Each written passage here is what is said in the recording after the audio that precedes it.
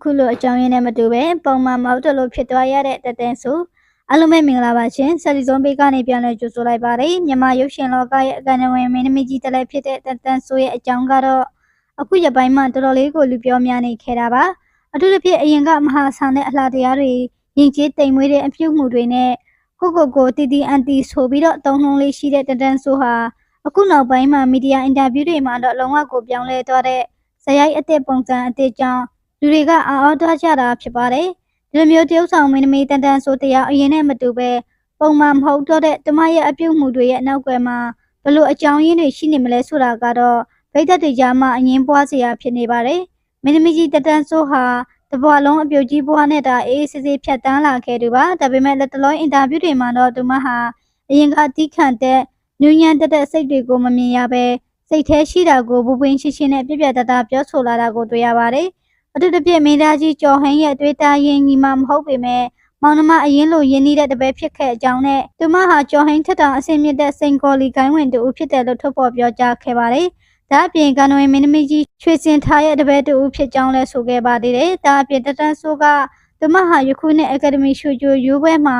ဒိုင်လုံးမှဖြစ်ကြောင်းလာပြိုင်တဲ့သူတွေမဖြစ်နိုင်တဲ့မေကွန်မေဖြစ်မှန်ဆိုပြီးတော့ယုံရင်ကြမ်းတမ်းတဲ့စကားတွေကိုမီဒီယာအင်တာဗျူးမှာအကြိမ်ပေါင်းများစွာပြောနေခဲ့တာဖြစ်ပါတယ်။ဒီမျိုးတတန်းဆိုးရဲ့ထူးခြားဆန်းပြတဲ့အပြောဆိုပုံတွေကြောင့်ဗိဒ္ဓတွေနဲ့လူပညာလောကသားတွေကြားမှာတုံ့တက်ရှစ်အမျိုးမျိုးထွက်ပေါ်နေပါတယ်။ပထမဆုံးတုံ့တက်ချစ်ကတော့တန်ဆိုးဟာ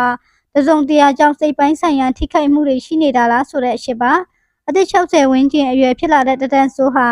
အသက်အရွယ်ရလာတာနဲ့အမျှကြုံတွေ့ရတဲ့ဘဝအလှည့်ပြောင်းတွေတမှမဟုတ်လူမှုရေးဖိအားတွေကြောင့်စိတ်အရှင်တွေကပုံမှန်မဟုတ်တော့တာဖြစ်နိုင်တယ်လို့တချို့ကယူဆနေကြပါတယ်ဒုတိယသုံးသပ်ချက်ကတော့တမဟာ